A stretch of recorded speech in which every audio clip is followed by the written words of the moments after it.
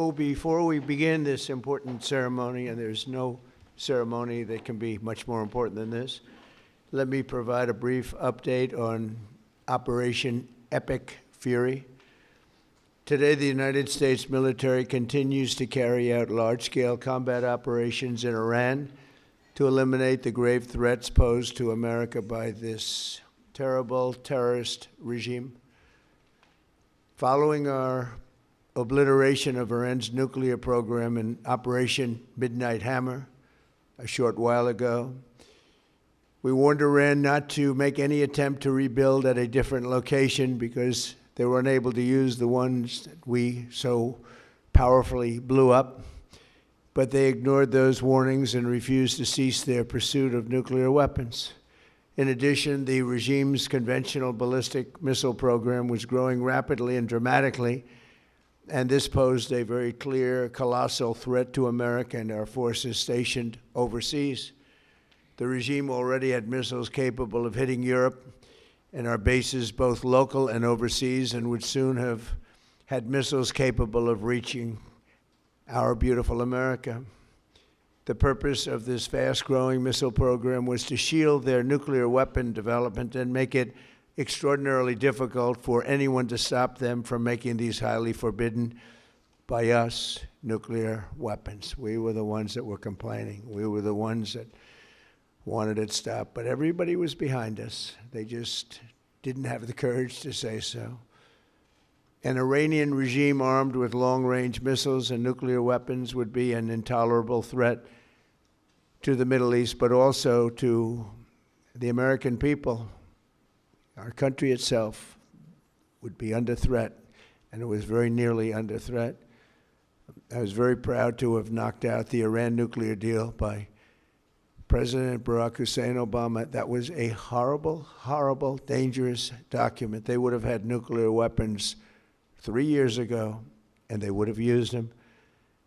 But I'll not let that happen. For almost 47 years, this regime has been attacking the United States and killing Americans. Every time you see someone with missing arms and legs or a face that's been absolutely shattered violently, it was almost certainly caused by an Iran roadside bomb.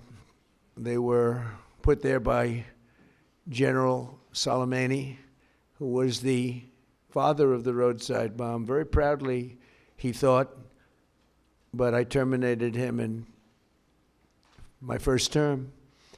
This was our last best chance to strike what we're doing right now and eliminate the intolerable threats posed by this sick and sinister regime. And they are indeed sick and sinister. Our objectives are clear. First, we're destroying Iran's missile capabilities, and you see that happening on an hourly basis, and their capacity to produce brand new ones, and pretty good ones they make. Second, we're annihilating their navy. We've knocked out already 10 ships. They're at the bottom of the sea. Third, we're ensuring that the world's #1 sponsor of terror can never obtain a nuclear weapon, never going to have a nuclear weapon. I said that from the beginning. They're never going to have a nuclear weapon. They were on the road to getting one legitimately through a deal that was signed foolishly by our country. And finally, we're ensuring that the Iranian regime cannot continue to arm, fund, and direct terrorist armies outside of their borders. And we thought we had a deal, but then they backed out. And they came back, and we thought we had a deal, and they backed out. I said, you can't deal with these people. You've got to do it the right way. Today, we grieve for the 4 heroic American service members who have been killed in action and send our love and support to their families.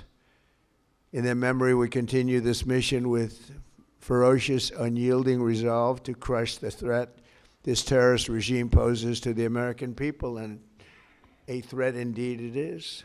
We have the strongest and most powerful by far military in the world, and we will easily prevail.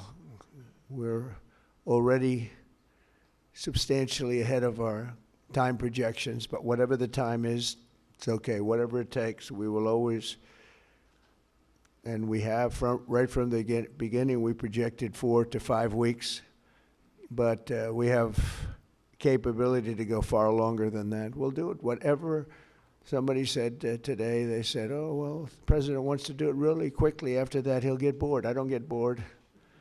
There's nothing boring about this. Do you agree with that, Pete? I don't think there's anything, Mr. General. I think there's nothing boring about it. Somebody actually said from the media, I think he'll get bored after about a week or two. No, we don't get bored. I never get bored. If I got bored, I wouldn't be standing here right now, I guarantee you that, to go through what I had to go through. We also projected 4 weeks to terminate the military leadership, and as you know, that was done in about an hour, so we're ahead of schedule there by a lot. But please join me in thanking every American service member who bravely is standing in harm's way. They really are incredible, and I just want to thank you. We have a lot of them right here. Thank you very much. Thank you.